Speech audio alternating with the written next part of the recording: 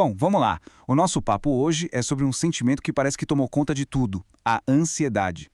Mas a gente não vai olhar para ela como uma falha individual, sabe? E sim como um sintoma da nossa cultura.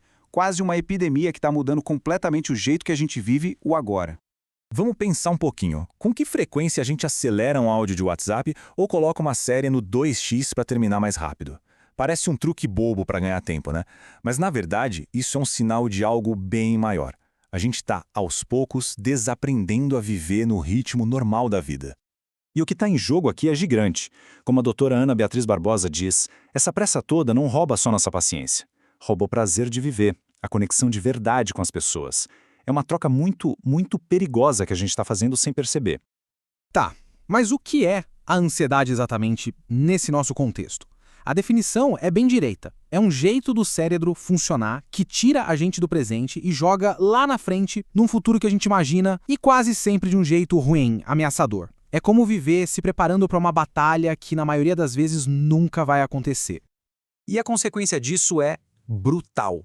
A ansiedade, com essa mania de projetar o pior, acaba sequestrando o nosso presente. É por isso que tanta gente sente que o tempo está voando, que os dias passam num piscar de olhos. Não é que o tempo acelerou, é a nossa mente que não está mais aqui para viver o tempo. E só para a gente ter uma ideia do tamanho disso, os dados mostram que em 2016, muito antes da pandemia, o Brasil já tinha cerca de 18 milhões de pessoas com transtornos de ansiedade. É um número absurdo, que só prova que isso não é um problema de agora. Ele vem crescendo faz tempo. Ok, o problema está bem claro. Mas a grande pergunta é, por quê? Como foi que a gente chegou nesse ponto? Vamos mergulhar agora no diagnóstico, para tentar entender as raízes dessa armadilha.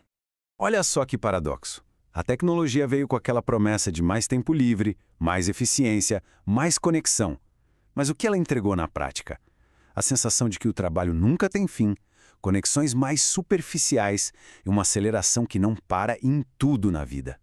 Essa tecnologia, ainda mais com o home office, basicamente derrubou as paredes que separavam as áreas da nossa vida. Trabalho, casa, família, lazer, virou tudo uma coisa só. E sem esses espaços definidos, onde é que a gente recarrega as energias? O resultado é um caminho direto para o esgotamento, para o burnout. E aqui entra um diagnóstico cultural que, olha, é bem provocador. Existe uma tendência hoje em dia de chamar qualquer dificuldade, qualquer frustração, de trauma.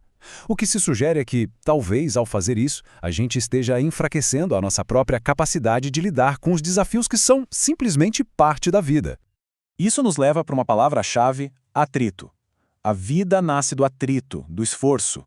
É a dificuldade que fortalece, é o desafio que faz a gente crescer. Tentar criar um mundo sem atrito é, no fundo, tentar criar um mundo onde não existe crescimento de verdade. E olha como isso virou um ciclo entre gerações. A geração passada passou por muita dificuldade e trabalhou duro prometendo uma coisa: meus filhos vão ter tudo o que eu não tive. A intenção foi a melhor do mundo, claro, mas o resultado muitas vezes foi uma geração super protegida que não teve as ferramentas para lidar com o primeiro não que a vida dá. Certo, o diagnóstico é complexo. Mas a boa notícia é que isso não é um beco sem saída. Longe disso. A partir de agora, a gente vai começar a ver os caminhos para sair dessa armadilha, para retomar o controle da nossa mente e do nosso tempo. E o ponto central aqui é sacar que o nosso cérebro tem basicamente dois modos de operar. O modo fazer, que é focado em produzir, em agir, e o modo ser, que é sobre estar presente, só observar. A gente vive quase o tempo todo no modo fazer, só que é o modo ser que nos dá energia para fazer bem feito. É preciso aprender a ser para conseguir fazer sem surtar. Então, como é que a gente cultiva esse modo ser? O caminho é bem prático. Primeiro, recriar aquelas fronteiras entre trabalho, casa, lazer. Segundo, abraçar o ócio, o tempo sem fazer nada, como algo essencial. E terceiro, que talvez seja a maior virada de chave, entender que nós não somos os nossos pensamentos ansiosos.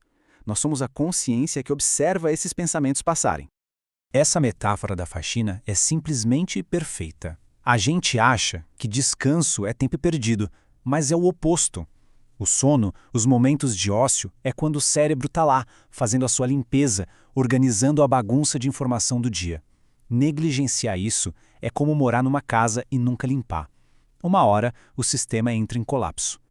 Para fechar, toda essa análise deixa a gente com uma reflexão final muito poderosa. Se a ansiedade se alimenta de uma vida sem propósito, desconectada da nossa essência, onde é que a gente encontra esse propósito? Talvez a resposta não esteja lá no futuro. Talvez esteja no passado, na infância. Onde é que estava a nossa alegria mais pura antes do mundo começar a dizer quem a gente deveria ser? A bússola para um presente mais calmo talvez aponte para lá.